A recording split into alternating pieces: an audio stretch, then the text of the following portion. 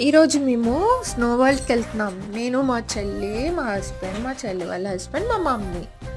చూడండి ఎంత బావుంటదంటే ఇక్కడ ఒక 45 మినిట్స్ దాకా ఆడుకోవచ్చు. ఇంకా అంతకు మించి మనం ఉండలేం ఫ్రెండ్స్. చాలా చల్లగా ఉంటది ఇక్కడ. ఎంత చలంటే చేతులు, కాళ్ళు గడ్డలాగా అయిపోతాయి. అసలు స్పర్శ కూడా ఉండదు మనకి. అలా అయిపోతది. ఇక్కడ చూడండి మేము పొడేసుకుంటున్నాం ఆ స్నోతోని. ఇక్కడ ఆడుకోవడానికి కూడా అన్నీ ఉంటాయి. జారుకోవడానికి జారుపిల్ల టైప్ కూడా ఉంటుంది.